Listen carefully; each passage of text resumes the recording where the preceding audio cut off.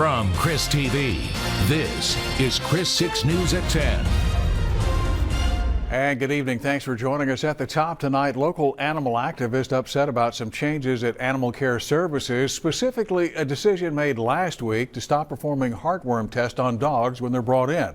Our Caroline Floor is covering this story, and she joins us here in the studio tonight. So, Caroline, why are these folks so upset about this? Lee, local activists say not knowing if an animal is heartworm positive is a huge problem. Some shelters and adopters can't or don't want to take on a dog with heartworms, as caring for one can cost thousands of dollars. Testing for heartworms costs $2 to $3 per test. Up until a week ago, Animal Care Services tested every dog that came into the shelter. They're spending well over $12,000 a year on those tests. So when you're talking about a limited budget that we're operating on, that's a big expenditure of it. Animal Care's yearly clinical budget is $70,000.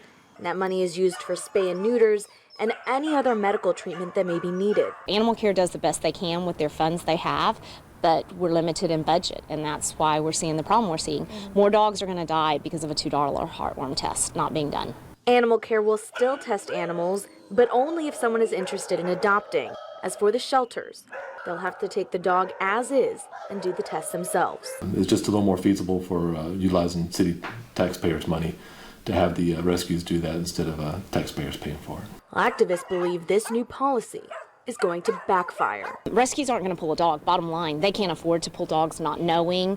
And as a rescue coordinator, it's hard to know which rescue can take a dog without a heartworm status. Some activists have asked the City Council to consider creating a fund for Animal Care Services so people can donate to their efforts. Lee. All right, thank you very much, ma'am. Well, a Corpus Christi man shot by one of his ex-wife's relatives, and now he and that relative face some charges. The trouble started last night about 10:30 when police were called out to the 2900 block of Domtech. Officers say that's where a man tried to choke his ex-wife, and when he did, one of her relatives got a gun and shot the man. He was taken to a hospital with a gunshot wound to the thigh. He'll be charged with family violence assault when he's released from the hospital. Now, the ex-wife was not hurt, but her relative who shot the ex-husband was taken to jail. Corpus Christi police still looking for the man who tried to rob a Family Dollar store last night. It happened at the store over on Southport about 9:30. Police say the man flashed a gun at employees, but they quickly locked down the store and called 911. Then about 30 minutes later, police got another call about a robbery at the Little Caesars out on Saratoga. It was a similar situation. The robber threatened an employee with a gun and then demanded money, and when he got the cash, he sped off in a dark-colored four-door vehicle. Police believe it may be the same person who tried to rob the Family Dollar store. Well, the police department SWAT team also called out this morning to help deal with a standoff that lasted for about 2 hours. As our Dorian Galindo reports, the situation quickly escalated. The scene near the intersection of Lyons and Birmingham is quiet now, but still recovering from the events that only took place a few hours earlier. We heard a gunshot. Around 9 a.m., the girlfriend of Deborah Esquivel's neighbor came to her home, seeking refuge from her troubled boyfriend. The girlfriend came back and was talking to us that she talked to him around 9/11. And then he did say if the cops were to come that he was going to shoot himself. Police were called to the scene. Officers attempted to contact the man inside. About 10 o'clock this morning, officers received a call for an individual threatening suicide. The block of Lyons was closed off, and they attempted to make contact again. Upon entry of the home, they found the body of a 32-year-old man. They backed off.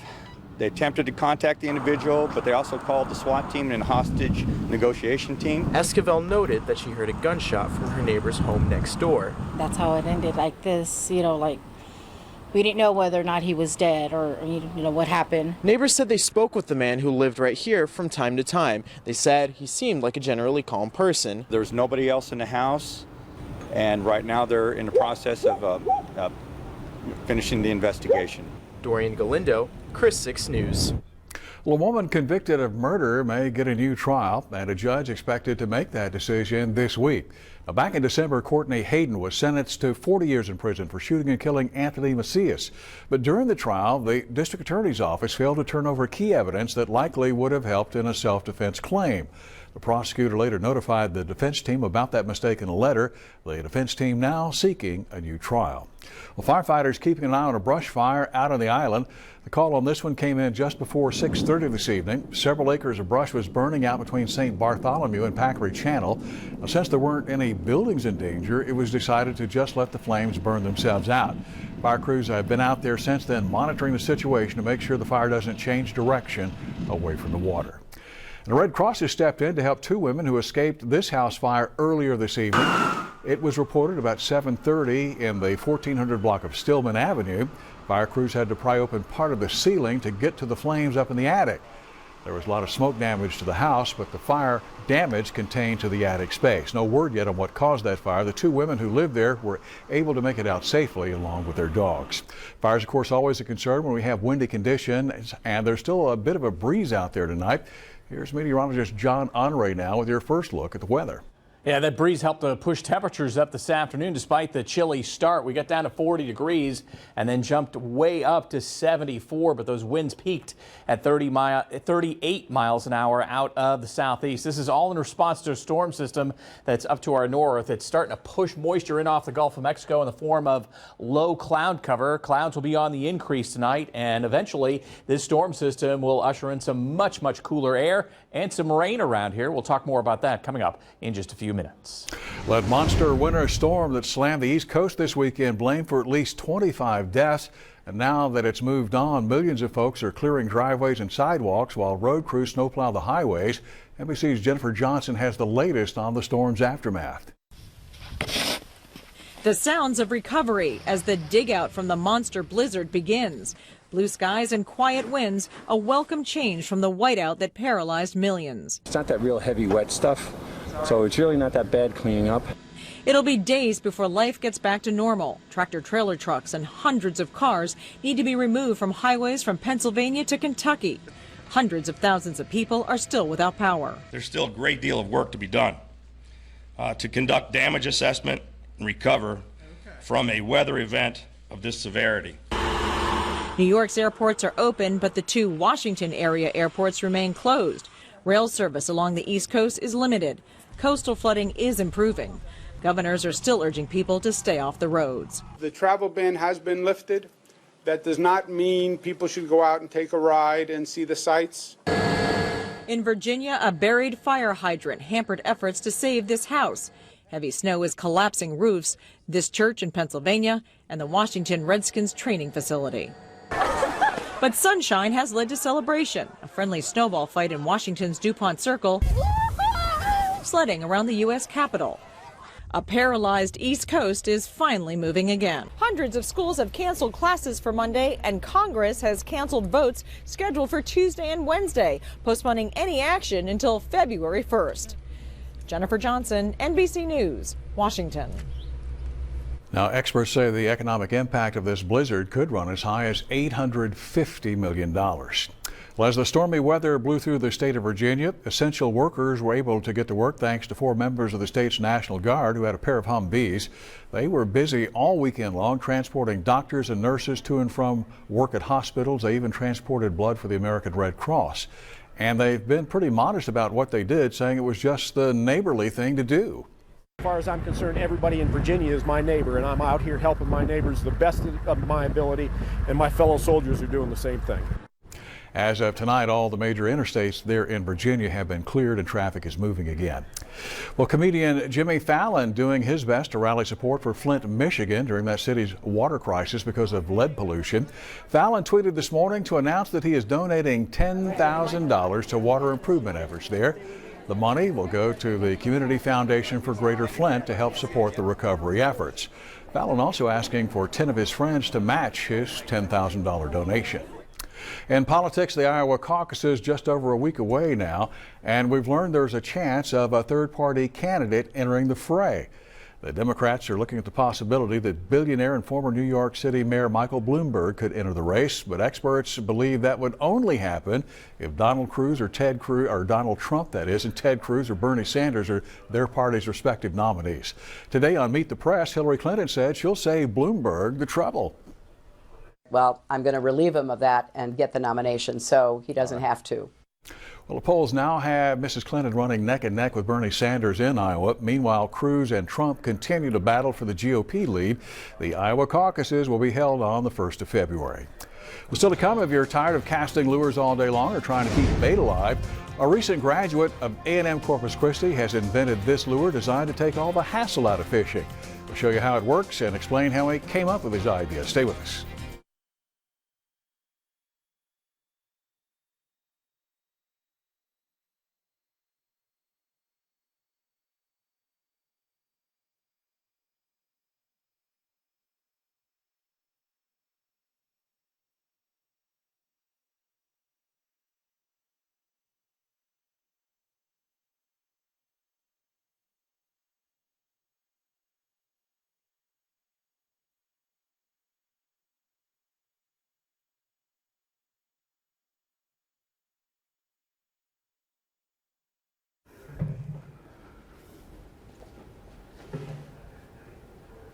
One, two, three, 1 2 1 2 1 2.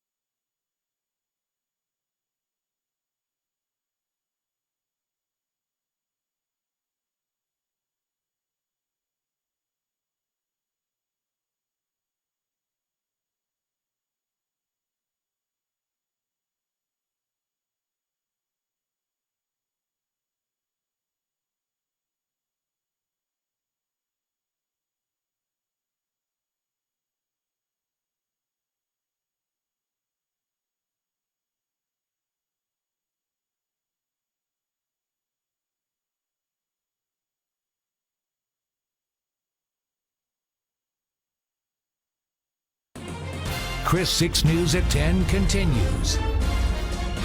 And welcome back. A recent graduate of Texas A&M Corpus Christi hopes that his new fishing lure will catch on with lots of South Texas anglers. Ken Cafon and his company Animated Lure are still putting the finishing touches on the prototype, but it looks like a real keeper. For now, it's just called the Animated Lure. As you can see in these videos of prototype test, it's self-propelled and it's programmed to swim around just like the real thing. And because game fish eat other fish, they're naturally attracted to this type of movement.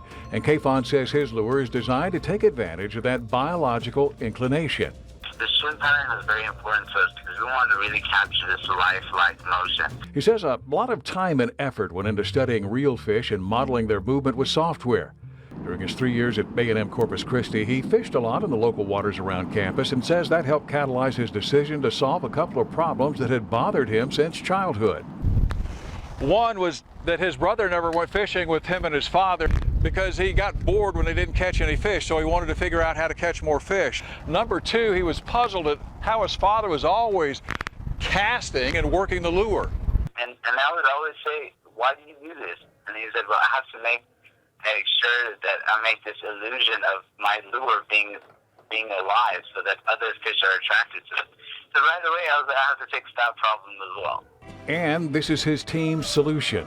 The lure can swim up to 3 hours on a single charge, and it can be recharged with a USB cable and a computer in just 15 minutes. Now, the company was funded with a Kickstarter campaign back in 2015. Manufacturing will hopefully start in just a couple of weeks, and the lure should be available by late spring or summer. A pretty impressive feat for a guy who earned a master's degree in counseling, and he credits the university. It taught me to really think outside the box and go after what I want, and this was one of them. And while the company is off to a good start, Cafon has not quit his day job.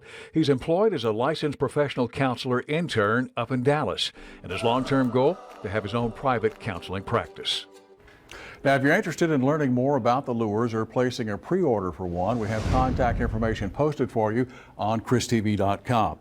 A reminder now, you have about a week left to take advantage of the second annual Dine Downtown event sponsored by the Marina Arts District. More than a dozen restaurants are offering high-end dining deals for guests who make reservations. The event part of an initiative to help bring more business to downtown Corpus Christi. Some of the restaurants using this as an opportunity to attract more clientele. We're really hoping this is going to be a spring form for a new concept we've been working on. We call it Prime. It's gourmet burgers, classic American food. We're super excited about it. We make everything in-house, and we're just hoping people will come in and give it a try. The Shoreline Sandwich Shop, just one of 17 locations taking part in this year's Dine Downtown event. You can find a full list on our website, christv.com. The specials will run through the end of this month. We had a fantastic day out there today. A little bit of a chilly start, but a very warm end. Lots of sunshine. Time-lapse video of our WeatherBug camera atop the First Community Bank building in downtown. You can see the camera shaking around a little bit with a little bit of wind out there. We've got some changes on the way. Involves a big cool down and some rain, too. Details coming up after the break.